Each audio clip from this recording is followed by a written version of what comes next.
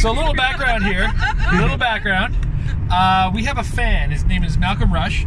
And at least once a month. Amber, stick your head in there so everybody knows you're there. I'm here. Amber's here. She swears. Tiny. Jason's gigantic. Maybe we should get you to... No, never mind. You don't want to squish Emily too much. Anyway, what I was going to say is we have a fan. His name is Malcolm Rush. And every month he provides us with a series of questions that I neglectfully always seem to forget to answer on the Metal app. And we have collected several months worth of these questions, and we have a long road trip on our way to Canadian Nationals. Especially when you go through Kingston. Yeah. It's a nice clean town. Now I'm trying this on the selfie cam, and this is on the phone, so I'm also holding a tripod, so I apologize for the shakiness and, you know, any background noise. You know, we're in a car. Amber's going to try to fix the audio when we get this home. Anyway, all right, so without further ado, we're going to go through and answer all of Mr. Malcolm Rush's questions. He's got, like, we go back to February here, and we're going to actually start with his Valentine's Day series of questions. And each of these comes in like 3, 4 to 6 question things, and we're going to let everybody answer. Introduce a couple of the folks you don't see on a regular basis. This is Aiden. He's driving for us. Hi. He's a wheelman. We have Emily, winner of the 2018 Summer WKO at 401 Games. We got to give him the accomplishments, of course. All right. So, we start first with these Valentine's Day themed questions, as I said. Which Heroclix in comic book or in Clix form are the best couple? You know, if I go back to Wolverine and the X-Men, the Dazzler and Longshot were a really good couple. They were. They paired so well together. Yeah, and they also helped each other. So, that would be mine. Emily, what would you pick? Oh, I have no idea. I'm not a comic book person. I'm not good for comic book questions. But what about a coupling in the game of Heroclix? Sometimes you'll see characters who kind of work together to a degree. I have no idea. Okay, fair enough. Amber. Hello. What's your answer? Well, I like your answer. All right, fine. Aiden, what do you pick, sir? Oh, that was a set where they did a lot of, like, if you're standing next to people, you get to do things. That was going on for a while. Yeah, they also but that set also had Havoc and Polaris. Yeah, and Richter and Shatterstar, I think, that was adorable. Too. This is not a couple. This is a fun one that I've seen people. I haven't actually used it yet, but it's the Booster Gold and the Blue Beetle. Yep. From the What If set, where they get to use the extra stuff if they target the person that's not them. I think it's Blue Beetle gives Perplex, and then if he's targeting Booster with Perplex, he can use it again or something, and then probability control for Booster. You heard it here, guys. You heard it here. Bromances count. They do. Well, that's the stuff off the top of my head. Romances always count. All right, next up, the worst couple. I'm gonna let Aiden go first on this one. What do you think is the worst couple? I think the stupidest one is when they did the Black Panther and Storm, and they released, I think it's the 10th anniversary where she gets the +1, and they released that set, and having just retired the Black Panther that did the exact same thing to this, if it's a friendly character named Storm, they can all use support from, I think it was the Captain America set? Super senses. Or something like that. Yeah, I think that was probably one of the dumber moves on that part. So they're a great couple, they're just too far apart? Well, yeah. Which I guess in means like 3 issues later they got divorced, but I'm gonna go with that one. All right. Emily, any input on this one? No. Even two characters are just terrible together, you can think of. Okay. That's so good. Amber! I think we can all agree that, like, canonically, Harley and Joker are horrible together. It's a bad relationship. Bad. Stop romanticizing it. That's abuse. It is abuse. They're cycling. I'm not going to latch into the whole Harley Quinn thing, so I'm just going to stop. Okay, we're going to not pick a lane. That guy changed his mind. You're going to hear us comment about terrible drivers, too, while we're here. Worst couple, you know, did Sky Cyclops and Jean Grey ever work properly together in Heroclix? No. See? So. It's one of those Did they ever things. work properly together in the comics? No. Well, I mean, he's a constant widower, so. All right, next up.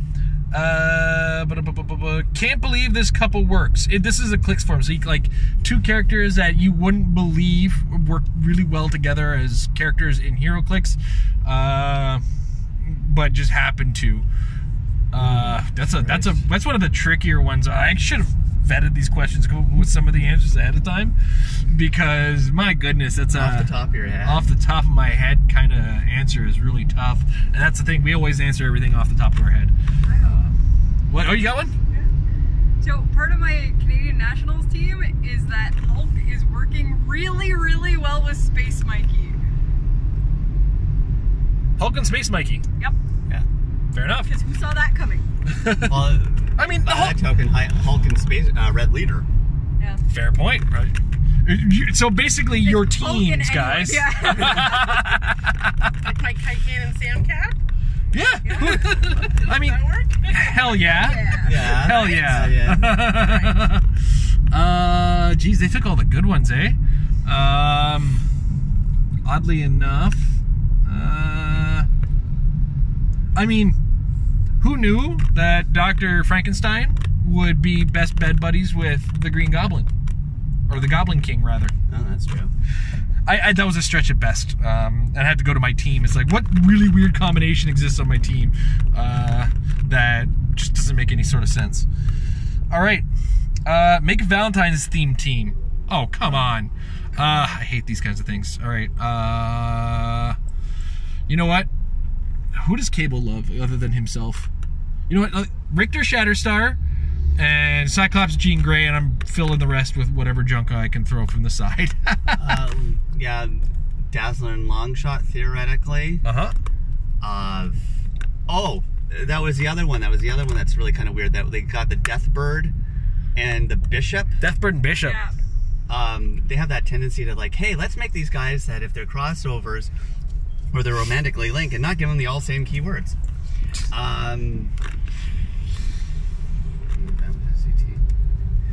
God, you almost want to play like Norman Osborn and Gwen Stacy on the bridge. Oh, that's not a couple. It's almost. That's abusive. No, he cloned her and they had children together. Amber, before Aiden gets any deeper into this. Oh, We're just editing it in and out. I'm like, I don't know how romantic and Valentine's-y it is, but let's just put Wolverine and all the women in the Marvel Universe he slept with. Fair point. So the point. entire Marvel Universe is Yeah, basically. because Wolverine's a pimp. All right. Make a Love Sucks team. Oh, jeez. What? Why does he make me do so much work? Every version of Cyclops and Jean Grey. There we go. Amber And nailed the Emma it. Frost ID card on the side, just in case. Yes! And there we go. Aiden. All right. Oh, I love it. right We're now. keeping it there. All right. Your favorite and least favorite pink or red power. My favorite pink power is definitely Sidestep. I love that kind of positional power. My favorite red power is Flurry, because that might as well be probability control for me. My least favorite pink power is Invincible, because it's always in my way. And my least favorite red power is Range Combat Expert, because it scares people away. Aiden. Ooh, that's a good one. I'm gonna go with Sidestep as my favorite because I do like that. It's a kind of, oh hey, look, let's do this. Plus they're doing a lot more with Sidestep, where like you had that oh, what's his name, the spinny guy from the X-Men set. Oh my god, it's not Whirlwind, but the other guy, Riptide, where he could use this free pulse wave if he sidestepped. Yeah, I remember him. So that was probably that. Least favorite pink power. I'm gonna go with Empower. Fair. Only because it seems to always show up at the wrong goddamn time. Red one. Yike. Okay, this is really a toss-up. I like Blades, Claws, Fangs because it's just so much fun. Yep. And it's kind of a tie because it is the super senses in the red and the Blades, Claws, Fangs because that's just the most fun for me. Range Combat Expert, again, it's one of those things that just like, why the hell is this on the dial like here? It's always like stupidly put together with like charge. Yeah. Or something. Yeah. Something like Or running shot. So that's that. Yeah. All right, Amber. Actually, for my favorite pink is Empower. The complete opposite of Aiden's. Just because when you can get that utilized really well, especially when you have the smaller guys that have it on their dial, or the big guys that have it to make the smaller guys better, and you're like, yeah, my hand ninja just did 6 damage because of power. There's that, yeah. Least favorite, maybe Precision Strike, just because it doesn't do what it used to do. I can get behind that. And then for the reds, Sorry. I'm in between, Jason's head's just in the way. Sorry. I'm in between, Blades and Flurry. I love Blades and Flurry together. I'll just put that out there. I think my least favorite would actually be Super Senses, only because it never works when I want it to, but always works when my opponent needs it to. Exit 721 is where we're going. Okay, thank you. No problem. And Emily, you can answer this one. I can answer this one. I'm going with Sidestep for my favorite pink. I just love that free mobility that you get with that. And for my least favorite pink, I'm going with Empower, just because I have trouble setting it up and making it actually work for me.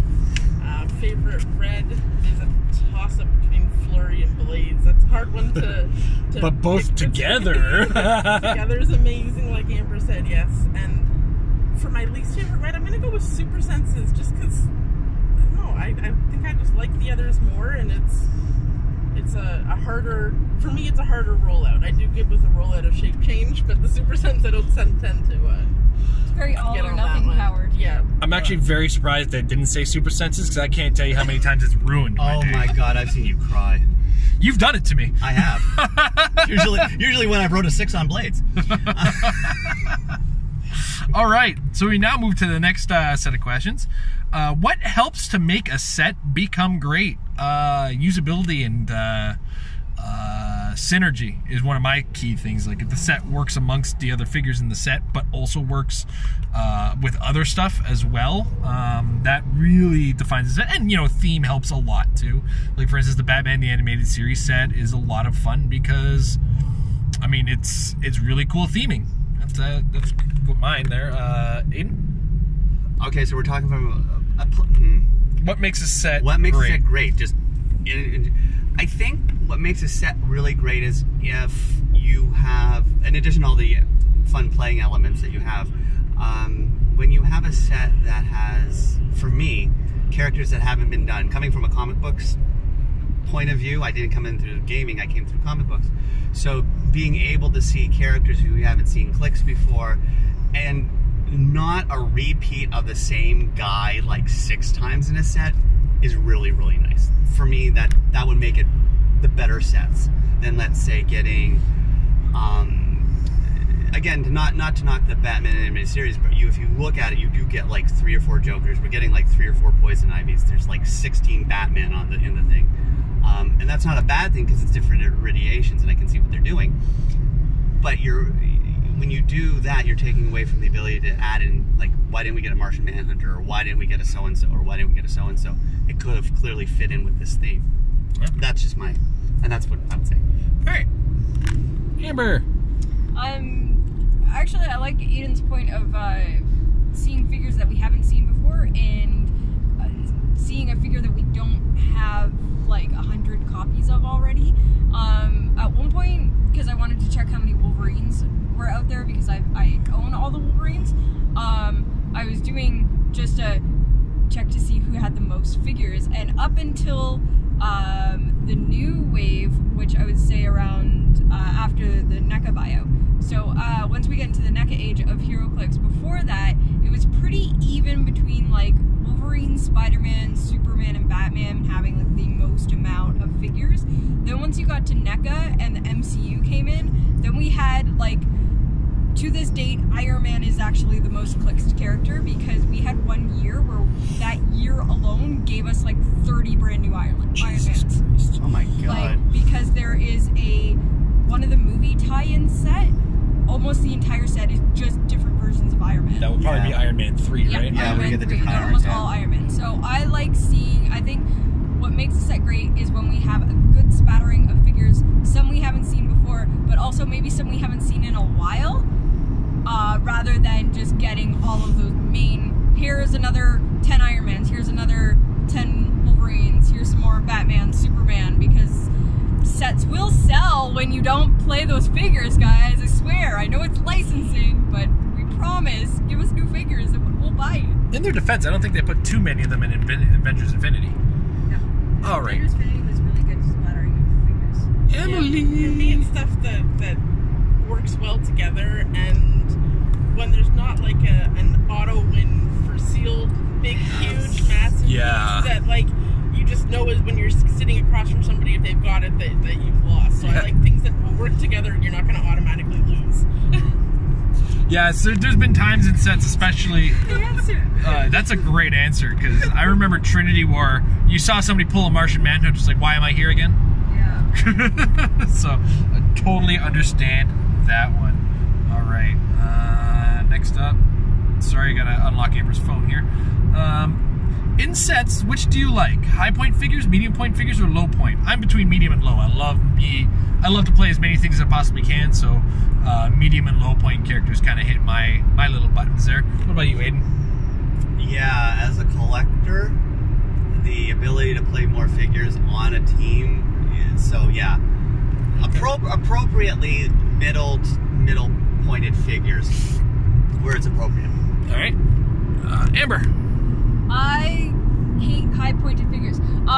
I think 75 points is like the sweet spot for a figure, as long as the dial and power set matches that, because I don't want somebody who's like 4 clicks for 75 points is not what you want. But yeah, I think I'm really kind of stuck in the middle for when it comes to power or pointed figures. All right, Emily. I'm a middle and low one as well, because I'm not into the big themey games. So the middle and low stuff is what can fit on my meta team. Fair It's all enough. about competitive. It is. All right. Next up, in sets, which do you prefer? Figures that have a wide range of jobs, Jack and Mini trades type of characters, or characters that are really good at one thing? I'm a big fan of multi-purpose pocket knives. I don't know why I almost called it a jackknife myself. Like, the more a figure can do, the happier I am to use them, or at least the more functional they are in what they do, I guess, is really my key. So, like, I'm a big fan of the 75-point Goblin King because he can do everything, literally. Just need to do it when you need to do it. That's kind of my key note figure, as it were. But Aiden? Oh, okay. It's a difficult question to answer because you've got. I like the multi-purpose people, like where you can do you can switch things up. It's fun. As long as it's but that kind of detracts from what a character can be, because you can have like a multi-purpose, let's say Clock King or Killer Croc. I mean, those guys, they're specific types of people that do specific types of things in a game, and they can be fun to use because Killer Croc coming at you, or the Hulk coming at you, or something that you basically know that that's a bruiser, as opposed to the Goblin King or a Jakeem or somebody like that, where you've got the ability to kind of. I think it depends on your playing style, really, and who you like. Obviously, I mean, that's not really a good answer, but yeah, the jack of all trades type job, if it doesn't get too complicated, can be fun. All right, Amber. I actually do. There we go. I actually do like specialized figures, as long as they can still be a basic figure, and by that I mean I like when a character is specialized and does its thing, as long as it can still functionally attack other people. I don't want someone who is really super good at like TK or barrier or poison, but then if they get based and they're in combat, it's like, all right, well, they have an 8 attack and a 16 defense, so basically they're gonna get one-shotted and they're out. So like a character with 0 damage and ranged combat expert is not what you want. Exactly. All right. Emily? I like utility. I like being able to have options of what I can do. Definitely makes it, it lets you cater things to how you want it to be by having the options there. Yeah, options go a long way towards competitive play for sure, especially if you can, allows for flexibility. I like to think on my feet, and if I have that ability with teams, that gets me in words I shouldn't be using because we're trying to keep this PG. Oh, we are? Okay. We're trying. All right. Next question. Do you like a set that has many sub-themes or a few sub-themes? I'm okay with sub-themes as long as they don't take away from the main theme. So a good example of this is Batman the Animated Series. You have a great deal of Batman the Animated Series stuff, but there's also sub-themes such as the Justice League Unlimited that aren't, and the Super Friends, both other animated series, but they're not fully pulling from the away from the attention that the animated series stuff has, because that's the stuff people want to play. So there's enough of that along with the sub-theme. So as long as it's balanced out very well, I'm okay with it. It's when you get things like, I think it was the Wolverine and the X-Men set, where I think like half the set was X-Factor and there was 2 Wolverines in the entire set. Or the Superboy and Legion of Superheroes, where you had like the Superboy. It was Superman is and the Legion of Superheroes that didn't actually have a Superman in it. Yeah, it had the dark side chase. Yeah, the dark side. Yeah. Anything you want to add to that there, Aiden? I think I like just like if you had like the main theme and like 2 sub themes is great, because I know that there's been a couple of sets, and I can't really think of it off the top of my head which ones we're looking at, wherein we had like, there was like a set and then like 6 sub themes, and we got like 3 figures out of it, and it's like, well, how's this a sub theme, and how am I supposed to play this if I, as a theme team player, for more casual than competitive, it's like, well, this is fantastic. I finally have the Doom Patrol, but for some reason the Doom Patrol, it's like there's like 4 characters, and for some unknown reason it works out to like 335 points when you put them all together. I don't like that, so the fewer the sub themes, the better for me. Fair point. Amber? I'm very similar to Aiden on this, whereas I don't like a lot of sub themes. I barely like any sub themes to a set. I like when a set has a theme and keeps with it. Because we've seen it in the past where they've picked a sub-theme, and this, like, the sub-theme seems to be more prominent in a set than the actual theme of the set itself. And I blame Joker's Wild for that, because we had Joker's Wild was supposed to be all about the bad guys from Batman, and then here comes this really strong theme of JSA characters. And it's like, but you were doing a villain set! Stay with the villains! At least they put in, like, I think they put in some calculator and Suicide Squad. Sorry, so Suicide Squad. I was thinking of the other guys that came in the Harley set later on, but yeah, where it's like if you're gonna do a villain set, keep with the villains and have a sub theme of the villains. Why is Batman in this set? Emily? I don't really play theme all that often. If I can make it work, I do, but it's very, very rare that I make theme work. So to me, it doesn't bother me either way. All right. Next up, in sets, which do you like? Many versions of a character, or should be limited to like 2 or 3 versions? I think we answered that with Aiden there, where he said just like don't overdo it. Yeah, don't. Yeah. It's just that's one of those kind of weird questions where if you didn't start playing it from the beginning, where you had the old blue, red, and yellow ring guys, and then for some reason the prize also was an irradiation, where you got the various characters that did various things depending on, my guess would be their point in that they're trying to make like the different Daredevils. Okay, you got Daredevil starting out when he was there, and then you have that weird thing where it's like some sort of ninja guy or whatever. Yeah, no, we don't need a set where every time I open a pack it's another Iron Man or another Thor, or that just does something different. Now, that being said, that shouldn't be detracted from anything for the shifting focus, because the shifting focus can be very fun, and yes, you're playing with a very specific character that does this very specific thing. I know Jason enjoys the shifting focus, so I think that should be removed from that kind of an answer. Going back to like the REV sets would be, as long as you're giving us more to the point, because remember those things had like 90 figures or whatever in it. Yeah. And you're not really big sense. Yeah. So I like ultimately where you're going is it's okay to have a lot of figures as long as you're using them all at the same time. Well, it is, but if it's a different mechanic, like I don't have to worry about. I don't know. It's yeah. If the shifting focus is fun, it's an interesting mechanic, but it's not like a different version of Superman in the sense that Superman in the beginning, Superman in the middle, Superman when he was struck by lightning, Superman being invincible, guy. Superman being strong, Superman being blasty is what the shifting focus is. Yeah. Yeah. So I mean, yeah. I think, and to piggyback off his answer because I didn't start as I usually did. Yeah, I'm okay with multiple characters. To piggyback on this, as long as it's shifting focus, you know? I think one of the biggest weaknesses of the World's Finest set was the fact that you had all the shifting focus Batman, but then you also had Batman as a super rare, you also had Batman in the Fast Forces, you also had, I think there was a Batman chase in that set, yeah. So, like, Batman and Superman were so all over the set, plus you even had a figure with both of them on it, which I was cool with if that was the only one in the super rare slot. Ultimately, it was a saturation of the characters, in my opinion. I don't know, Amber. What do you think on the matter?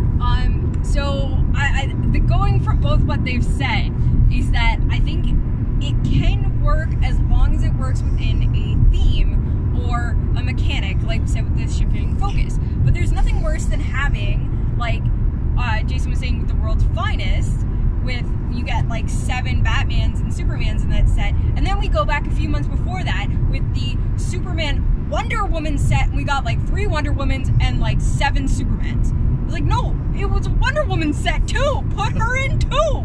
It's like, if you're gonna oversaturate it, do it right. Emily? Yeah, variety is nice. It feels like some of the sets definitely have too many of the same character, where if you're looking for different utility on things and it's the same figure over and over, yeah, variety is nice. Yeah. And not to take away from the fact that I know why they have to do it, because model casting is its costs and everything like that. Repeating models helps reuse the casts that they yeah, I mean, you so have to take that into consideration, but I mean, the what if, sorry, I'm going to... Oh, you're going to jump I want to add one more thing. That's all right. The 15th anniversary sets that came out, the What Ifs and the Elseworlds, the idea was great. It's one of those great ideas, kind of poor executions, because like 16 different Daredevils that all did basically the exact same thing. Yeah, that was... What If is the worst example of a character, of a set reusing a lot of characters, but I feel like there's something behind the scenes on that one. I think 10th Anniversary was perfect execution in what they were trying to do. Now, because there's one character who is... Like, there was 2 copies of each character, one that you would turn into. One represented the old style of Heroclix, and then the other one represented, and with some modifications to make it somewhat playable, but then you also had the second version of the character, which represents the more modern version of Heroclix. I thought that was perfect execution in that sense, but What If was a bad example. Speaking of What If, his next question, Malcolm's next question was design, or what, like, make the perfect set. And how, like, what would you put in it to make it perfect itself? Personally, Secret Wars with the Battle Worlds, and it has to have the God Emperor Doom. I have a design for a figure. If you go back in time, me and Tom had a 2-man episode of the Metal Lab where I think I designed the A-perfect Dr. Doom. And some people may disagree, agree, whatever. I liked it, and it's my, like, this is how I would make it if I was to win Worlds kind of thing. That was the experiment that we were doing at the time. So that, you know, Secret Wars, Dr. Doom is in there, and then now we have the version of What If we should have had as a set, because you have all these alternate reality types of characters that are doing weird things in weird worlds. Okay. Yeah, the new Secret Worlds. That's why I mentioned Battle Worlds as well. Yeah, it's yeah, like sorry. New Secret Worlds with the Battle Worlds. What would you do, Aiden? Oh, wow, Jesus. This is really more of a fan-based question in terms of... What's your fandom, bro? Denying any type of playability or anything like that, I would probably go with... because I'm a big fan of the Suicide Squad, I would do a Suicide Squad, because they do have a lot of A villains, but they have a lot of like D and E villains that you could have added. Yep. Or ultimately, in the Marvel universe, like a Thunderbolts set. Oh man, that'd be so good. Because you could get all of these other ones, but then you could expand into when they did, I think it was the Civil War, where they had the Thunderbolt's army. So you had all these extra guys, and that's why you've got, like, for some reason, King Cobra with the Thunderbolt's keyword or something like that. Yeah.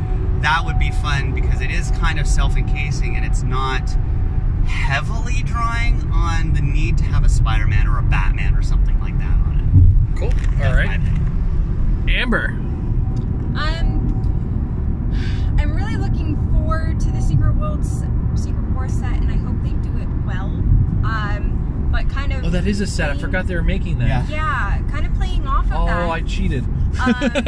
Is that It's okay, we're going back in time. now that we have a new run of Exiles in the comics, I'd love to get an Exiles set. That's a good one, too. Yeah. Just because there's so much you could do like that. It's like a what if. Well, basically the whole series is like a what if. What if they go to different worlds? It was like the perfect splatter. For me, when I first got into it as a teenager, it was like the perfect splattering of X-Men meets Sliders, and I loved it, and I still love it, and I'm so glad that the comic is back. And I have an issue I haven't read yet, but I think You have many issues. You could really do. No, I only have one Exiles. I have other comics I haven't read yet. I have one issue of Exiles I have not read yet. Missed the joke. I keep buying comics and forgetting to read them. Somebody that shirt. It's no wonder that joke went over your head. But yeah, I think it would be a really interesting way to do like a what if without it being a what if set. All right, Emily. I wish we could get Fantastic Four. Oh, well, shit. Yeah, I think You and everybody else. I mean, Yeah. I'm a big Doctor Doom fan, so I'm, if I can't have their villain, give me a bloody break, right? Man's in my skin. All right, so we now move into. I think this one was actually sent to us on International Women's Day. This is how far back these go. Oh my god. Which female character is the best and worst in Heroclix, and which version of that Heroclix character? If there's one character they've been getting accurately in the worst category, it's definitely Jubilee. Because as a character, she's the worst. And as a result, she's so bad. Best female character. I had a weird one because it was like, you wouldn't know it's a girl, but then I lost it. I feel like it was just I don't know. Because I'm being a jerk is why I'm saying that. Talking about earlier with Phantasm. Right, the Phantasm. Oh my god, the Phantasm is not even out yet, and I'm shrooming over it. Like now, my only issue with the figure It's got boobs. they actually modeled the boobs on it. There's supposed to be some kind You of could just probably take a little knife. androgyny to the character in the movie. But anyway, the Phantasm is bloody amazing. Oh my gosh, I can't wait to try her out. I might even just make a team I call the Fart Team and just make smoke cloud everywhere, just to do things with it. All right. Me. Ooh. Yeah, you. Yeah. Okay. Again, this is one of those comic book things where I'm coming in from a comic book perspective. Ooh. Yeah, come back to me. All right, Amber. This is a really weird, this is a hard question to do right off the top of the head. Yeah, trying to remember every single female character that's ever been made in Heroclix. Yeah. You know what character is pretty consistent? She's a witch of some type. Oh god, Scarlet Witch, fuck her. Yeah. I mean, I didn't say that. You edit this, so good luck with that. That's time stamped at 34 minutes. Good luck. No,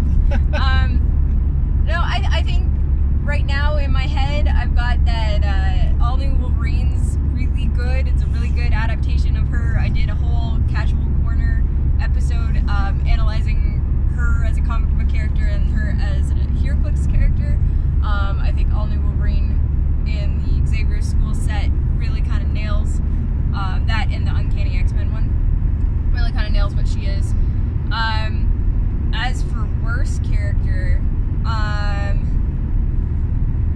think it's just like badly represented when it comes down to it, not necessarily worst, is that I think they did really bad representation of Saturn Girl the last time that they had her in Clix with Legion of Superheroes. That like she's really super powerful, and they haven't put that into Heroclix yet. Same along the lines of like when we get these characters, I find that psychics have the worst. Like any character that has telepathy or or any like telekinetic powers, they always have really poorly represented in Heroclix.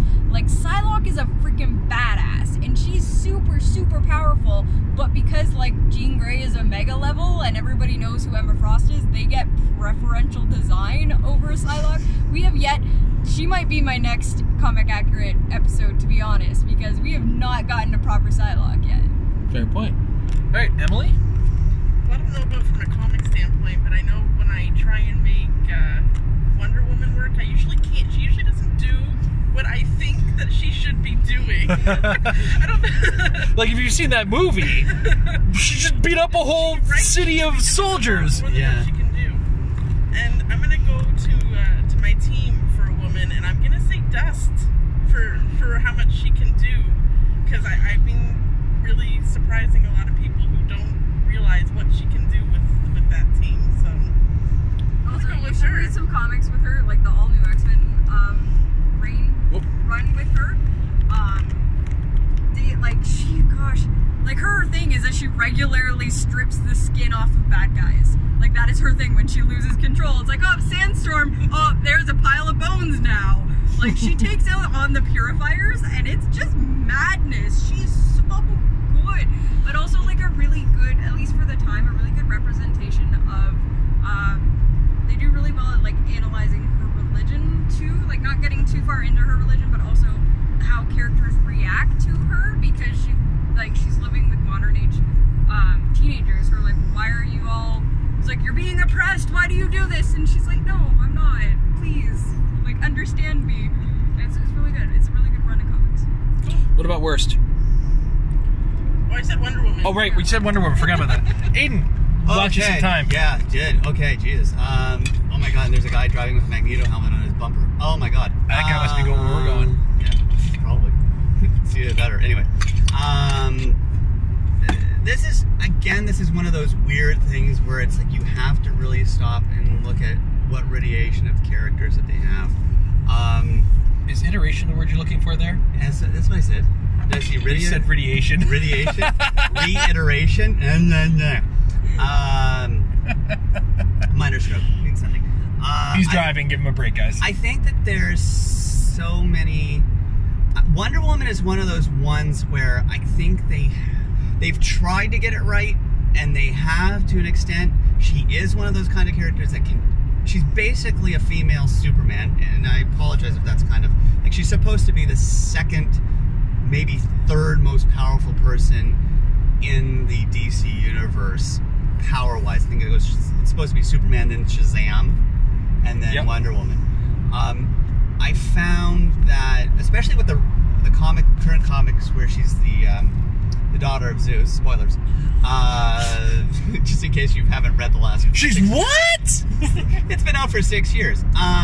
So I think that's kind of what it is. I've seen like a lot of the dials when they've got her, she's got like this incapacitate halfway through the dial, and I'm like, no, she's got to be able to like take out a team. On that same point, Cheetah, I don't think I found a really good Cheetah that I'm very, very happy with, from that same standpoint.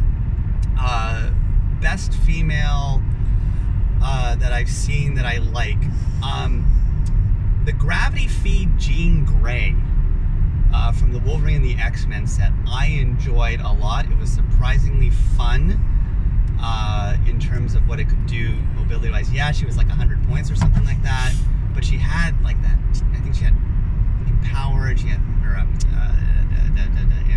enhancement, she had Psychic Blast, she could taxi, she had Running Shot. That was kind of a good character for, again, going back to what Amber said, where you get all these psychic people, and it's basically, well, what do you do? Well, I control man's minds, and you had TK, and you're just going to stand there? Basically, that's what you do. And I think, kind of shifting over for an extent, that happens to a lot of the other, like even male psychic figures, like I'm thinking Mastermind and Simon and stuff like that. Yeah. There's not a whole hell of a lot you can do with that, so you kind of do get a bum rap. I'm going to go with that. All right, cool. All right, now the next one, and I'm having a hard time thinking about this, is because mine has actually been answered, is what female character needs to be clixed or be re-clixed? Originally, my answer was going to be Lila Cheney, because I thought she always thought she was just a neato character that existed, and kind of people need to kind of be reminded that like this rock star comic book character existed, and lo and behold, they made her. Now, granted, they made her a glorified taxi, so can we try again? But I think that's actually her power, is to just like cross dimensions or something like that. Yeah, that's what she did. I mean, it's not long for this world, but I think there should always be a spiral in rotation, though, is what I'm going to say. There should always be a modern age spiral. Now, granted, they went a little overboard with the last one. Way overboard with the power level on the last one. I remember one of the first characters that was super strong was Spiral, because she was the first one that made people realize, back in we're talking like, I think the first Spiral we had was Clobbering Time. Yeah. And the only one that we had up until they remade her. But she had Battle Fury, Flurry, and Blades. And she was also the first character to make us realize that we can move people with Battle Fury, you just got to use TK. So I'm going to say let's keep Spiral in rotation. I mean, excuse the pun, but you know what I'm saying. All right, Aiden. Oh, somebody that's got to be Clixed. We haven't Clixed before. Clixed or Reclixed? Clixed or Reclixed. Either one. I have... You know what? There's so many things, and there's that one guy that does it on HC Realms, and I would like to see. I would like to see Hera. Cool. I'm a big Wonder Woman fan. I'm a big Greek gods mythology fan, and they've done Zeus, they've done Apollo, they've done everybody like that. I would like to see her clicked, especially from the New 52 run. I'd like to see how they did that in the early set. Cool. All right. Amber. Nocturne. Oh yeah. Yeah. Okay. Yeah. That's been your crusade. Yep. Almost. We haven't had her since the REV days, so we've never been able to properly actually show her powers.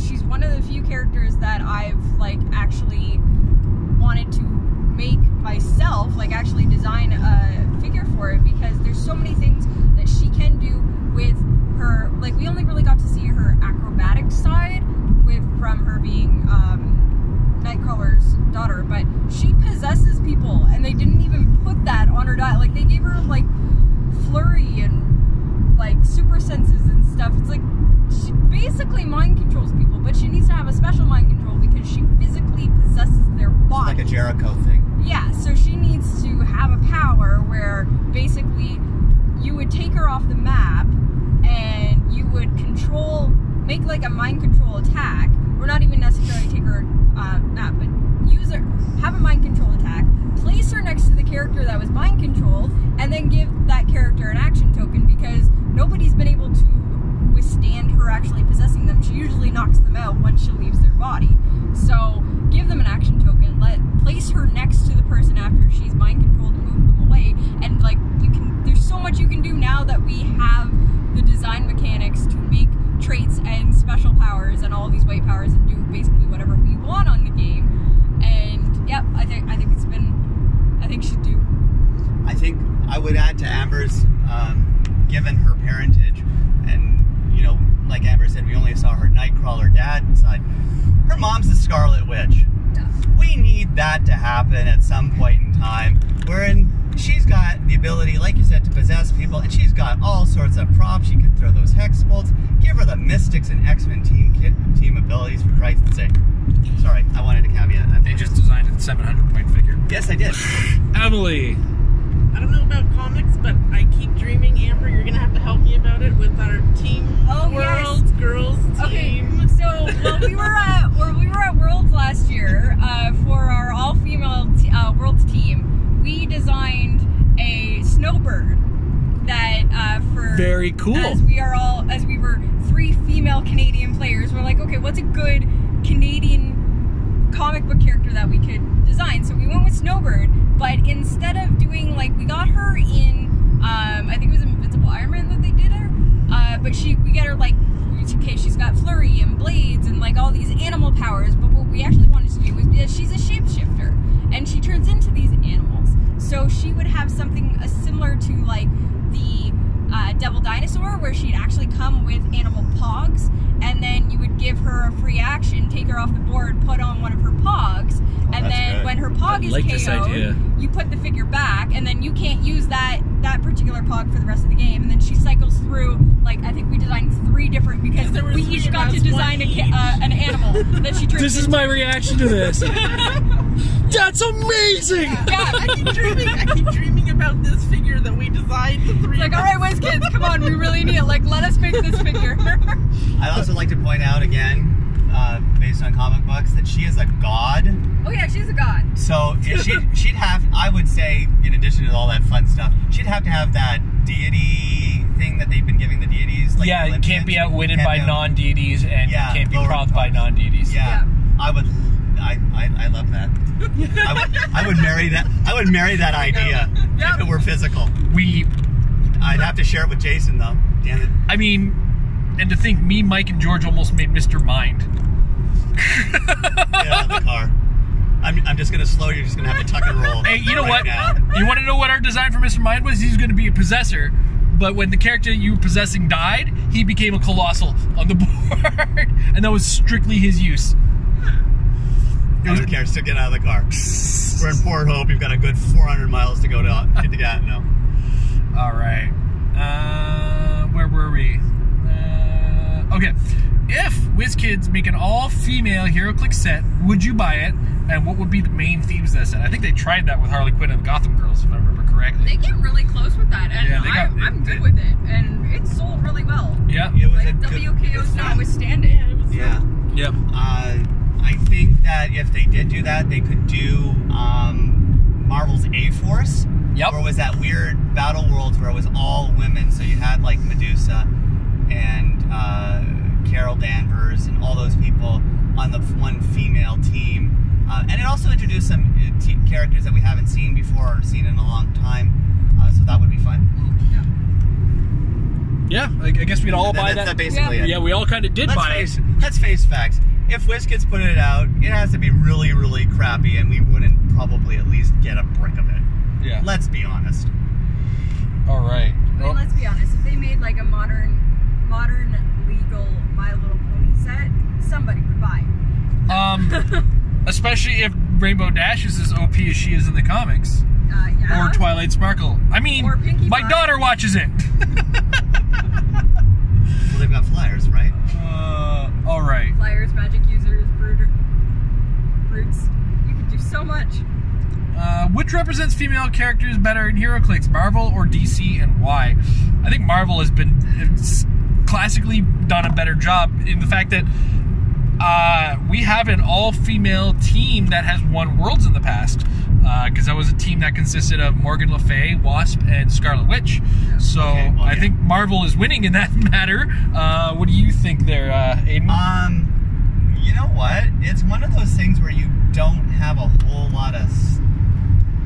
It's on one side, the problem is that DC's more female characters are not so much based on superpowers. Because you've got, like, the Huntress and Renee Montoya. A lot of femme fatales. Yeah, so the exciting power set that comes from the villains or the heroes are not all that fantastic in terms of representation. I mean, you've got Wonder Woman, who's arguably the best female superhero out there, but she can't. You know, it's like, all right, you're gonna make a 70-point character set with just Wonder Woman in it, like every iteration. I mean, that'd be fun, but. Marvel, yeah, I think Marvel's done a better job in terms of the diversification of their female stuff. Yeah, especially in Heroclix. Amber? Yeah, I think, like, adding on to what Aiden was saying there, I would definitely lean towards Marvel, only because a lot of, like, the, I would say, mainstay popular female characters from DC, like, aside from Wonder Woman, you've got Supergirl, and Batgirl, and Batwoman, and, like, Mary Marvel. Like, you've got the characters that are the female version of their popular male characters. Whereas with, like, with Marvel, you've got, like, I mean, A-Force was a Battle Worlds thing, but you've got like half of the X-Men are female, and they're female characters to be female characters, and Jason's having the hardest time getting me in the I frame. can't get you in a frame right now because I'm trying to balance my tea with your face. This just isn't going to work, so I'm going to stop trying to drink my tea and get you in frame. But yeah, so you get, like, when you come to, like, the Avengers or the X-Men or any of their main teams, you have female characters that are characters for the sake of being characters rather than, oh, we're gonna make, like, we're actually seeing it more now with, like, hey, all-new Wolverine, hey, Jane Foster Thor, and female Iron Man. Ironheart. Like, we're getting pushback now because these are characters that Marvel didn't necessarily have before, where they didn't have their female equivalent of their male heroes. We just had female heroes. So I think they've got a lot deeper well to pull from when it comes to representation, just because of the Marvel comics rather than what we get out of DC Comics. All right, and Emily, who's... I don't know if I have a real answer for this. You ready for this? Didn't you win with Sam Cap? I did. It's a Marvel character. See, that's my problem. Is I don't know. Sorry, Emily. But that's my problem. Is I don't know which universe people come from. So for me, it's just looking at the figure themselves. I don't pay attention to universes. So. Okay, so Emily's answer will change when she changes what's winning right now. So her Sam Cap makes it Marvel, right? You've been riding that Sam Cap for a while, girl. She came out.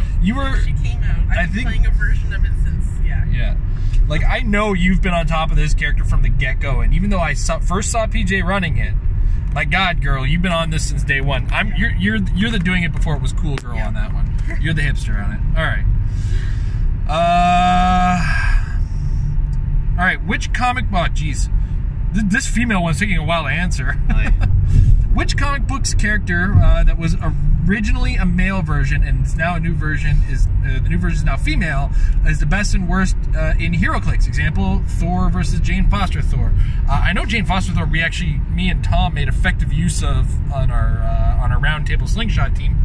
I think Mary Marvel was definitely well represented as far as the Shazam is concerned, and I'm gonna give actual points to Sam Cap. Aiden? Oh, fudge knuckers. This is one of those kind of questions where it's like, I think, I want to go back to what Amber was saying, how currently there seems to be some kind of need to, I don't even know what the word is, make a female version of a popular male character. And the inability for people to make those characters stand alone. I think that if we're going to do something, I've always liked She-Hulk, and the reason why I'm saying her is one. You're pandering to me? What? Nothing. Did what? I said you were pandering to me, but no, I'm not pandering to you. No, I think that, and this is a whole thing that I won't get into. There's a lot of predominant stuff where you've got, and I'm going to cite Harley Quinn as being a super popular DC female character, which, if you really look at what she is, it's not a good thing. No. She's a fucking psycho. Yeah. That being said, She-Hulk, who doesn't really get a whole lot of play, she's gone to fucking Yale, she's a lawyer, and she can kick the crap out of you. I think that she's probably one of the slightly underrepresented, yet needs to be, needs to be glorified, for lack of a better way of saying it. Character that we should really be focusing on and liking that. Now I'm supposed to be picking the worst one. Is it saying best and worst? No, yeah, which is the favorite? Or okay, best or worst, either or. Okay, so I'm done now. All right, Amber. $5 says it's all new Wolverine. I think this is a hard one for this to be, just because a lot of the times, like with DC, when you have the female equivalent, like Supergirl or Batgirl or Batwoman or any of those things, is that the female equivalent seems to be essentially worse when it comes down to, like, they're an apprentice, or they're the younger cousin, or whatever, like, they're the junior version, and it's not so much that because they're the female version, but because they're a younger version, an inexperienced version, they don't or necessarily can't match up to the male version, because, like, Batman's just always has to be better. And when it comes down to Clix representation, that kind of happens. And even with this new trend in Marvel, where you've got X-23, and you've got Jane Foster Thor, and you've got Ironheart, like, those, I think Jane may be the closest, because she actually has Mjolnir and gets the powers of Thor, rather than being like a, for lack of a better word, lesser version. I covered this with X-23, is that she's actually a better version in the comics. She's a better version of Wolverine. She's a younger clone. She's faster. She heals better. She fights better. She constantly berates him for being old and slow. But in Heroclix, that just doesn't happen. So Amber, you're moving. Stop moving. Sorry, no, the car's shaking. I'm not about it. But yeah, like, that's not represented. So, like, in the comics, yes, X-23 is the next generation. She's better than Wolverine. She's not in Clix, because that's not how she's represented in Clix. Again, in Clix, she's represented as Wolverine's younger sister, as his daughter, as the smaller female version, not as good. Like, take a stats, grab a Wolverine, grab an X-23, compare their stats. Wolverine's stats will always be higher, and they shouldn't be. All right. Emily? Definitely going with Sam Cat. I'm surprised by this. Not even in the least. I want to make a comment, because I was thinking about what Amber was saying, and I'm like, oh, the only time that I've ever seen a character where there's the female and the male equivalent, that I've had enjoyable fun playing both, and their outcomes are is The Question. They did. Renee Montoya was in GCPD, The Streets of Gotham. No, it's not that one. It was the one from before. I want to say Arkham Asylum. Oh, wow, we're going way back. I'm going way back. There was a 300-point detective team that I had her on. There was a GPCD officer, the 10th anniversary, the first appearance Batman, where he's got the big cloak and he's carrying the bad guy, and the Martian Manhunter from Brightest Day. And I loved that question. You know, she was a great piece. And then when we got the newest question in the Flash set, yep, I loved that figure. That was like one of my favorite figures ever done. And the comparison, and hopefully this answers this question, is they've done such a good job in terms of pairing them. There's not a gap in terms of what they can do, even though they're supposed to be doing the exact same thing. Did I answer the question? I don't remember. Yeah, you said Sam Cap. Right, yep. You ended with Sam Cap. I ended with Sam Cap. Yes. Sorry, I wanted to add that. With the Heroclix answer. Yeah, it's alright. We got lots of time. It's not like we're in Bowmanville or something like that. Bowmanville. It's another drive-by city. Alright. Make an all-female Heroclix team bonus if you can do a theme team. I think you can pull that off with an Avengers female theme team with Giant. I love that we've now got Giant Girl to work with. Yes. Courtesy of Giant Girl and Wasp now to work with to cover certain things. So I'm going to start with Sam Cap, because Sam Cap. I'm also going to put Giant Girl on the team, because that's what Isaac did. Put Giant Girl on there, carry Sam Cap. Sam can do things. It's a pretty awesome combination, to say the least. Tigra, I think we'll go with the... Do the Chases also still have the Avengers keywords on Avengers? Yeah, okay. So we'll go with Tigra. Does Sam Cap have the Avengers keyword? Does she? That's why I'm asking. I don't know. I might have already screwed this up. Emily, goddammit, you know that figure backwards and forwards? No, but I don't know keywords. Well, you're absolutely no help. Emily, you're no longer allowed to use that figure until you figure this out. I'm just kidding. I got to pull up HC Realms on Amber's phone. I don't think she would, because I think she predates it. But that's just... Anyway, go ahead. I'm sorry, I interrupted you. Honestly, from Tigra, I'd try to find as many... I mean, She-Hulk. Avengers is the easy mode, though, because Avengers is almost like the old mutant keyword. Oh, God. Like, mutant could just technically... Who doesn't have the She has Shield and Soldier. Ah, darn, I failed. Okay, so no Sam Cap. Fine. Just make an Avengers all-female character team. Moondragon Chase, Tigra Chase. Moondragon probably doesn't even have Avengers either, does she? She does. They all do. Do they all have it? Okay, yeah. good.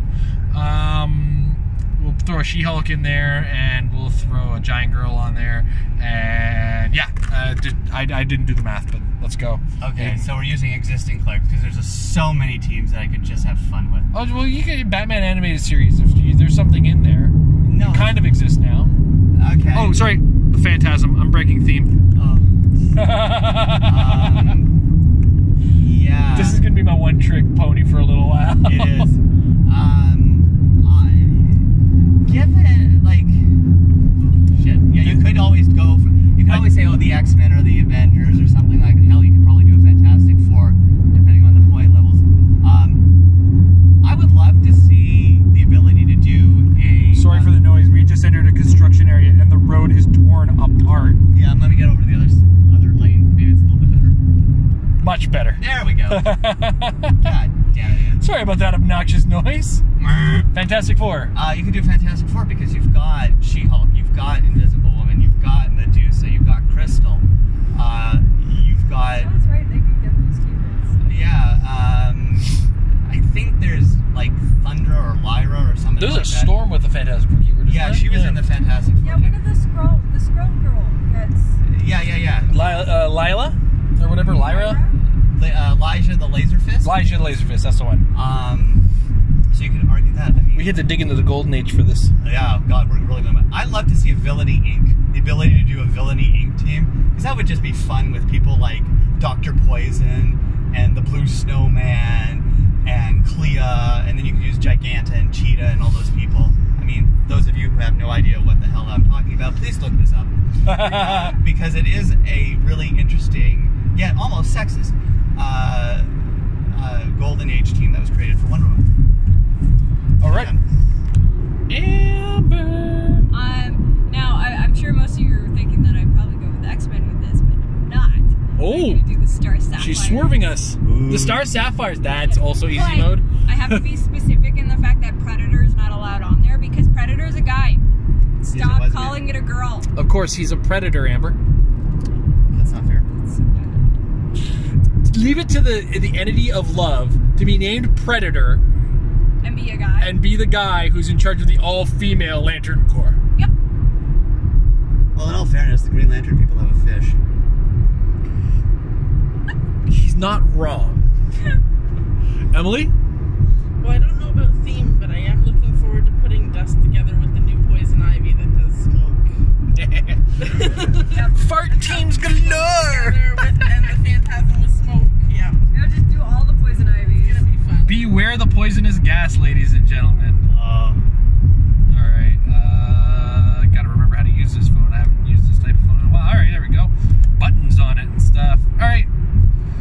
We got, oh geez, we still got a ways to go here. Alright. Literally, if you Save some for the ride home. Do we want to save some for the ride home and do it a two-way thing? well, we're only in February, aren't we? No, we're out of February. We got 1, 2, Oh God, I don't know when the hell 3, International Women's Day is. 4, 5 sets of questions still to go. Okay. So, Do one more set and then we can do more on another video. sure. Alright. This one is labeled Crazy Heroclix Questions.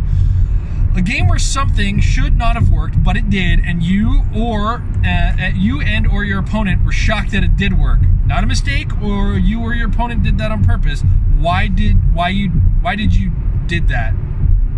I think you did that on purpose too. Why did you did that? Oh man. Okay. I almost guarantee something like this happened in Sealed. So I gotta go back to all my ridiculous Sealed games where I just went, okay, that worked. Oh no, you know what? I already know what my oh my god that worked moment is. And it is my first team for the first Canadian Nationals. Or not, the team I ended up playing rather, not the first team, but the team I ended up using for the first Canadian Nationals. For those of you who don't know, the Book of the Skull was just out, or sorry, was dominant for a while, and Split Lip was out and everything like that. But I was in a frustrated tiz because no matter what team I could make, I couldn't get by the metagame, which was basically Iron Pharaoh and New Mutants were two very dominant teams at the time. Those were the two teams, if you couldn't get by them, you couldn't win. In addition to which, Weapon of Cord was also a a strong force. And everything I came up with was not working. But then one day, I jokingly said to Amber, like seriously, maybe I should just make a team that makes the 10th anniversary stuff work. And one of the things I said, the set was very well executed in the way that every figure was really good in the set, but all the classically styled characters lacked move and attack. And what did the Book of the Skulls, of course, fix? Was that move and attack issue, because you had all the running, shot, and charge hammers. So I ended up putting, so if we look at the stat lines alone, the Batman from the 10th anniversary set, the old school not chase Batman had like a 12 attack with 3 damage and 70 defense willpower in the Batman team ability. And if I throw giant size on him, he's got a huge ability to see for his outwit, because outwit at the time was still a 10 square reach. I think. No, maybe it was 6. I don't know. Either way, then I threw on the Captain America because the Captain America was very well statted as well. I also threw the Storm because the Storm was good with very solid attacks, and the ability to add running shot to her went a long way. And for whatever reason, the same mechanic was on the Tony Stark from Iron Man 3. He had enhancement, so I was like, okay, you know what? I'm at a point where I'm about to give up and just play what's in the meta. Let's see how this works. And in testing, I was able to beat the New Mutants team. I was able, now granted our testing had some errors in as far as how it was played, but I still ended up taking that team to task, and I was able to really outnumber and overwhelm the Iron Pharaoh teams. And ultimately, this was the team I ended up running with, and it was a great, and it started as, maybe I can make the 10th anniversary thing work, I don't know, because I was at the point of giving up, and this is how all my teams start as jokes. And even for my PD team, something very similar happened, but I started with the Green Lantern power battery, and then talking to players who were better than me were like, why don't you just use a Mandarin power plant? Like, oh my god, that would be amazing. And yeah, so basically every team I've ever played for Nationals. Aiden. Oh, I don't think I have one. I mean, there's times where I've been surprised at the results, but I mean, I can't think of anything off the top of my head or very specific. How about when the White Queen went toe-to-toe with my Spider-Man? Because I definitely went, oh my god. I don't remember that. I honestly don't remember that. I ended up getting second in that tournament still, but that was insanity. I can tell the story if you want. Yeah, you tell that story, because I don't remember that at all. So what had happened, this is the first tournament of the Phoenix Force. Now at the time, the tournament allowed the use of the Phoenix Force, because that's when you introduce these resources, it lets you use them. You had to come with some figures representing your faction from the X-Men or Avengers side. This is Avengers versus X-Men was the theme. And Aiden, me and Aiden had a really good game. Like, we went to task on each other.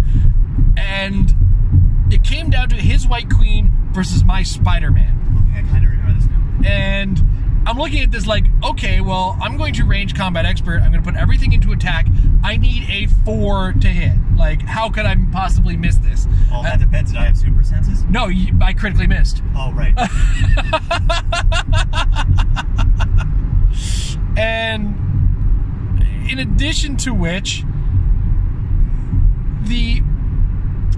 sorry, I just got distracted by a notification on my phone. I have to go through all of these. In addition to which, I had this Spider-Man had a super senses on a 4 to 6. So I'm like, okay, well, I still have a chance here, because this Spider-Man is gonna his White. I also did this on a push, I might add, because I got really greedy and thought, oh, this is in the bag, this is mine. And then Aiden made a range attack. He's like, it's a 50-50 chance of making the super senses. What did I roll? But a 3. that one scores on a 4 to 6, if I'm not mistaken. Yep, on a 4 to 6. Yeah. So it was, and it's just everything. Like, we were both looking like, well, that happened. Oh. Yeah. No. Okay. Yeah. That's a good one, because that's kind of fun, because I don't really have anything off the top of my head. I always remember these ridiculous moments in games. I've got one. I've got books of these. I've got one. I could write books of these. When we did the Masters of Evil versus the Injustice, or the Secret Society, when we had stayed late for a game after a tournament or something, and I brought all the old Clix, and you did the in-cap attack with Rookie Constrictor versus the Dark Side. Oh, and right. It was a 4 on the 14, and we're like, this is, and we're killing ourselves laughing. It's like, it's a 4 attacking a 14. And you need a 10. You rolled like an 11, and you like, you did, and you had pushed him, and because he had, it's Dark Side, so he had like something that you're only in-capping him would have done, and that was fun. That was a, oh my god, I can't believe that worked. Oh my god, that's so much fun. We have a lot of stories from those where it's like 4 attack on your 12 defense. Here's a phrase you're never going to hear. I'm using the Injustice League team ability.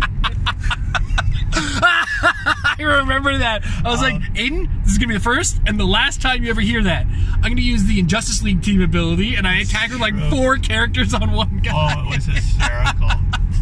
Oh, all right. Sorry. Me and Aiden apparently have a ton of stories about this game. Amber. You know what? The whole time I'm sitting here, I'm listening to you guys, and I'm racking my brain trying to figure out if I do have crazy stories like this. And squirrels. Yes. Wait. Hold on. No, I know what you're talking about, and I can't. You tell me. The WKO. Oh my gosh. Okay, so. I know the team, all the squirrels. Oh, yeah, okay, go. So tell the story. We went to, I don't think it was WKO, I think it was a rock, maybe. Oh, maybe. It was Whippy. It was a tournament we went to Whippy, and I basically found out last minute that I was going to be able to go, so I didn't know what I was going to play. So, one of our fans ended up jokingly saying, or sending me a team where it's just like, oh, just do like Squirrel Girl and like 12 squirrels. So I did. And it like wasn't even, like I didn't have enough, so I did have a few chipmunk hunks on there to make it a full animal theme team.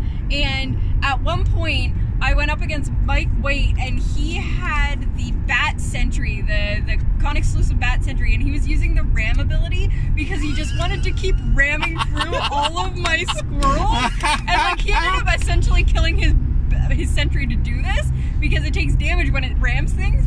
But I think basically everybody that I played that day, we played 5 rounds. I lost every single round, but each opponent were like, this is the greatest team I have ever played against, because it literally was Squirrel Girl, 6 or 9 Tippy Toes, and a Chipmunk Hunk. And like that was my team. And then Squirrel Girl was making squirrels on top of it. And I was like, squirrels! I want to add one. It was you had come. It was just a casual Saturday, and it's you and Adam playing on Krakoa.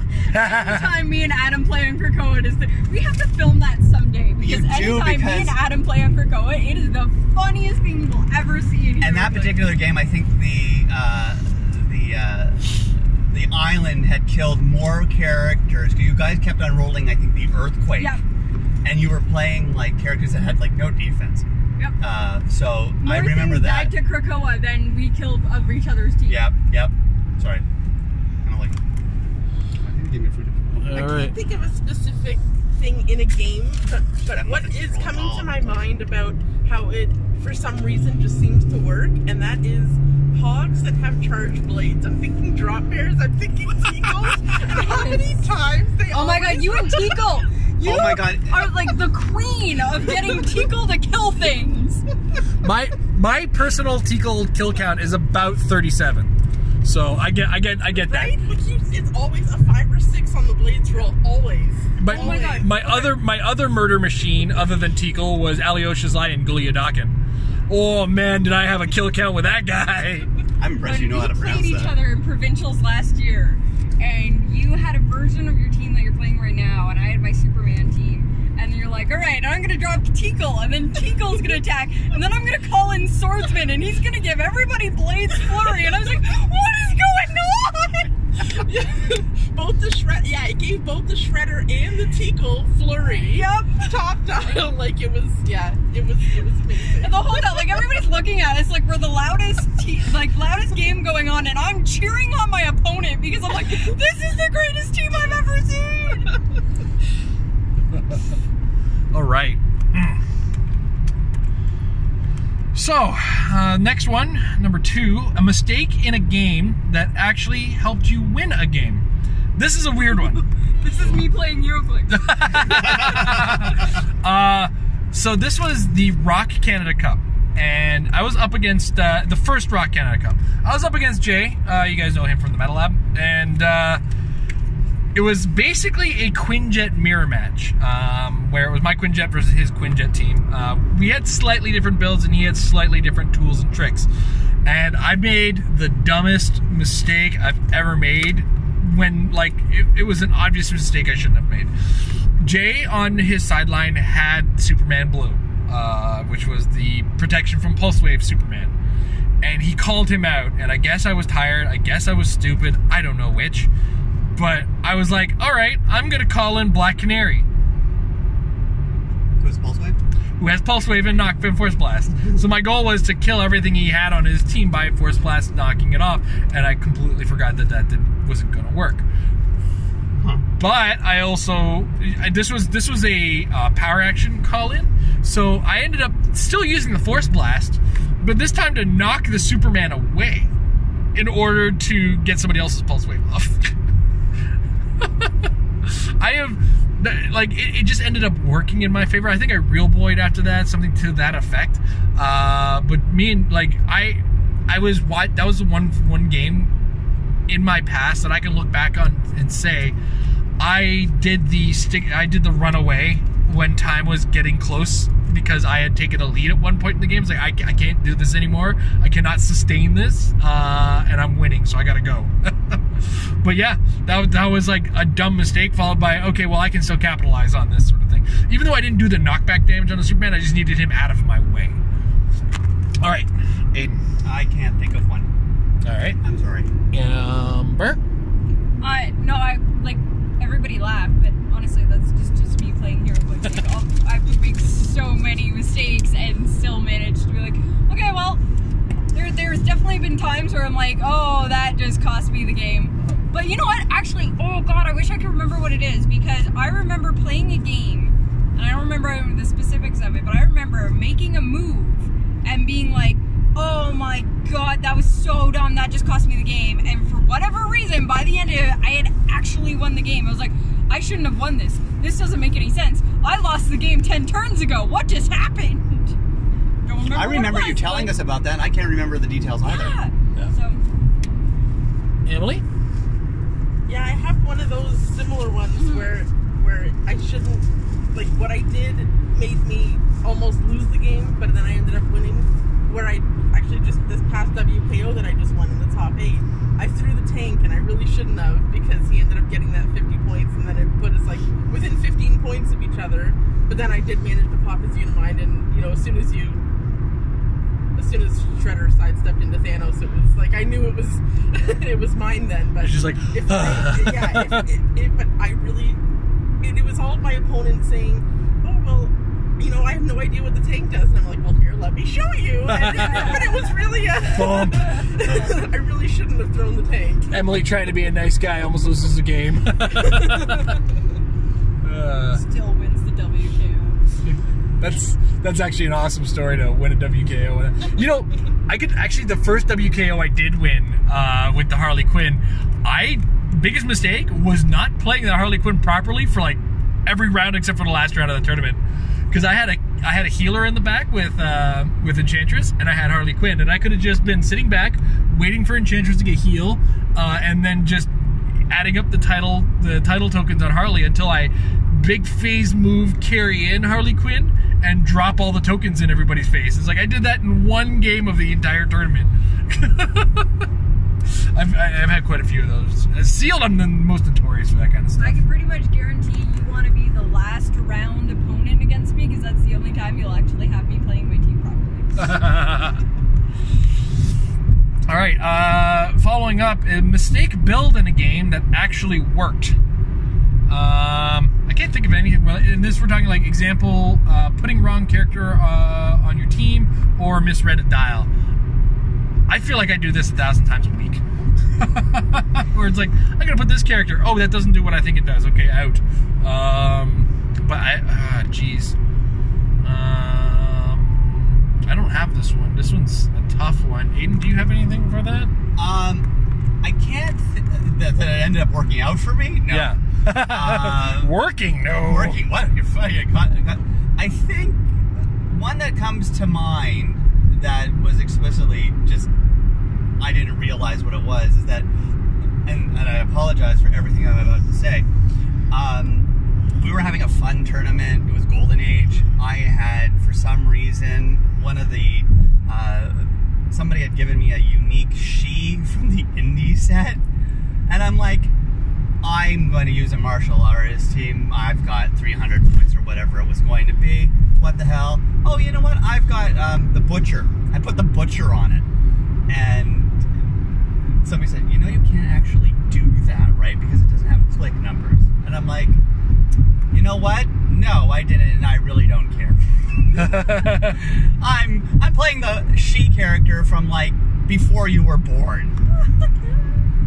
So if that's if I'm gonna tangent off into that section for that particular comment. All right, Amber. I feel like this is something that happens to me in Sealed, where I'll like I'll have like a first glance at a character and be like, oh, that's really cool, and then I go to play it, it's like, that's not doing what I thought it did.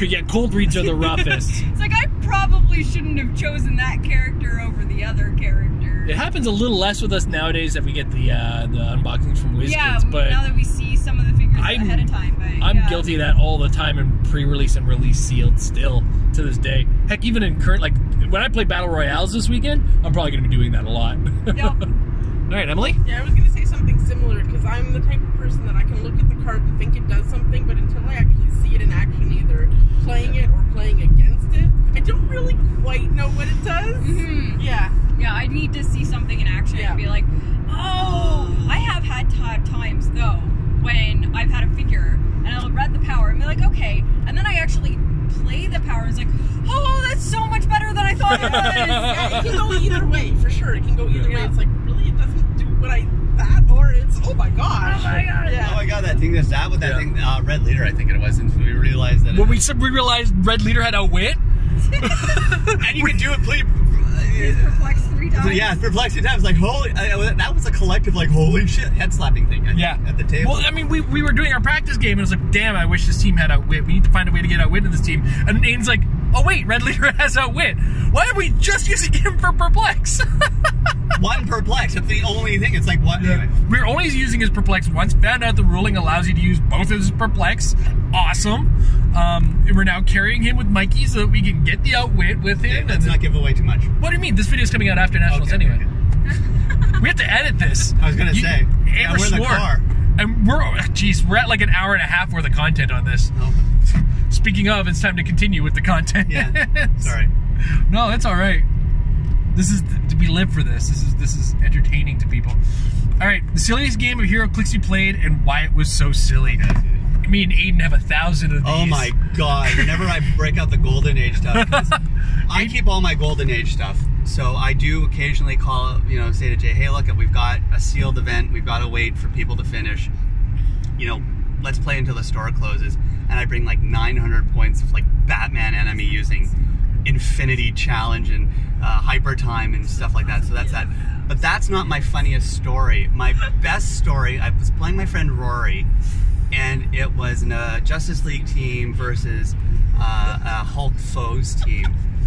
And it had got down to, and this is a couple of years ago, this has gotten down to my Adam, that was the prize, which is the flat dial from, I think it's Cosmic Justice, or he's got like the 20 defense. He had picked up the Crimson Gem of Sidorak, so he had toughness.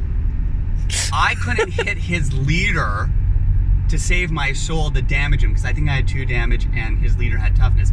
His leader couldn't hit me, and it was like about half an hour of chasing each other around the map until one of us finally was able to actually land the hit, because I think one of them was, he couldn't damage me, but he was hitting me, and it was the reverse for the other one, where I could damage him, but I couldn't hit him, and that was like half an hour, and that's just like the best for me. All right, Amber. So as we mentioned earlier, pretty much any game that happens between me and Adam Long on Krakoa is the funniest thing, silliest thing you'll ever see. One of the ones that we played, we did have a fun tournament that for that tournament only, allowed us to break break the unique and prime rules. I remember that tournament. And I played 2 Emerald Empresses and 2 Bizarros, and it was the silliest thing in the fact that it's like, these are why these characters are unique, but I'm gonna play it because you're letting me, and it's hilarious. 2 Bizarros is OPAF. Oh crap, I had one other thing that I was gonna say and now I can't remember. Alright. I'm going to say playing against Amber's squirrel team because I was one of her opponents that day. I think anytime you can come up with any kind of stupid shenanigans, it's just like, what I do, I sent you a picture like a couple of weeks ago of Crypto from the Superman set, and he was holding the light object squirrel. And I'm like, and my Crypto is going to charge holding the squirrel to hit the guy over the head. And it just, anytime you can do something stupid, that's those kinds of games that are funny. Well, and as I was starting with, me and Aiden have played a ton of really silly games with the Golden Age pre-carded figures, so that's always a story in itself. But, oh, Amber, it's 1 o'clock. Amber's phone alarm went off there. Silliest game. Okay, there was one battle royale when Canadian Nationals was in a hotel in Montreal. I was in a battle royale with Nick Peterson and I can't remember who else was playing, and 2 other players. I apologize, fellas, but me and Nick became the focal point of this at some point. Whatever happened, the person to my left was replaced by Patricia Lamb. I don't ask, it just, somebody had to leave and Patricia took his place. And what ended up happening is me and Nick ended up warring, not for who was going to score the most points, but who was going to miss the most. And Patricia, in the meantime, was hot dice central. Like, she could not roll less than a 10. And it was at that point she was just making fun of us by calling the powers by the card name on the power. So, you know, like, super strength will be named something else on a guy's card, and she was referring to it as whatever that something else was, and she was having a riot. She was having fun, and me and Nick just like, we can't hit anything. And like, Nick had the Supergirl from Superman, Wonder Woman, no, from World's Finest in this, and it, like, he had like the strongest figure, couldn't make a hit for the life of him. I was making tons of attacks, I couldn't hit for the life of me. It was just funny and depressing at the same time. On that note, I do actually have a funny, silly battle royale that I played. It was the first year we went to Canadian Nationals, and it ended up being me, Nick Peterson, Patricia Lamb, and Drake Conrad, and we pulled figures from Batman 66 and Mage Knight Resurrection. Oh my god. And Patricia had gotten the Riddler, and one of the Riddler's powers was that he would pick a character that had been KO'd, turn it to any click, and you had to guess a color that was present on that click. And so she, every time, for whatever reason, every time that she got to doing her Riddler, she was always ask me, and she'd grab a figure that had been KO'd, and she's like, all right, it's click 4. Guess a color. And I'm like, well, that's Catwoman, so I'm gonna say red, because there's a good chance she has blades or something like that. And every single time I got it right, and she's like, what are you doing? How are you doing this? What is this magic? What is this wizardry? I'm like, she's like, how have you memorized all these dials? I'm like, I haven't, I'm just guessing. Guessing based on years of watching the same game design all the time. All right. So the next question that Malcolm had was, what is your favorite silly Heroclix characters? This is obviously a Heroclix character you look at, you see what he does, and immediately you're like, there's no way I'm playing this in a serious game. Condiment King. Yeah. Condiment. Exactly. 2 people just said Condiment King. Amber? To be fair, Condiment King was the first thing that came to mind. I mean, it's fantastic that they've made him, and he was a rare. But, yeah. But I think anything from Batman 66, really, I loved that set. All of those elaborate death trap guys are so much fun to play. They're so crazy. They're so silly. Especially, what was it? I think it was Calendar. So Calendar Man had special powers based on the actual date and the day of the week and the month. And then I think it was Mad Hatter had based on if the Clix was actually taller than the other Clix. Yeah. That's amazing. Yeah, This that was is so just. good. It was just. Some of them were just like, the hell, and then you're like, oh my god, I remember that in the episode. If you watch the episodes growing up, like that was like, oh my god, child me is going nuts right now. The morphing jar from Yu-Gi-Oh! Oh my god. Only because of its complete and utter change of the map. The fact that you have to go to the other side of the map with that character after it's been KO'd. After it's been attacked. And then when people started using it as a legitimate strategy in order to put Magnetos in starting areas, that kind of put it over the top. But that was definitely a funny little mechanic, to say the least.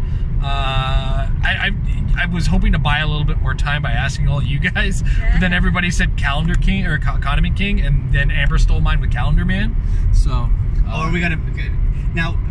It was just that we would never use because it's too stupid, or is it just we would never use it because it's so silly? I mean, and you would never want to use it. I kind of added that part, but if you think a character is silly, even in its function, that also qualifies, I think. Okay. It's one of those hard ones to really put some thought into. Well, there's a couple of them that I can say that I played against where it's just like, dude, why are you bringing that here? Like, that is such a dick move. I'm thinking of, there is, I think it's called the Summoning Skull. I am not 100% sure. It is a Yu-Gi-Oh! Yes, Summoning rare, Skull.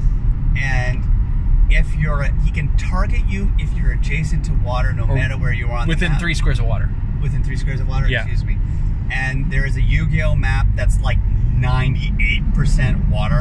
There's like maybe a dozen squares that aren't water, and guess what? They're all within 3 squares of water. Yeah. So it was like, my opponent who was playing this at the time, says, yeah, you know what? I'm just not going to move from my starting area. I'm just going to attack you and make you come to me. And I don't think my team reached midpoint. Yeah, that was Aubrey. I remember when he did that.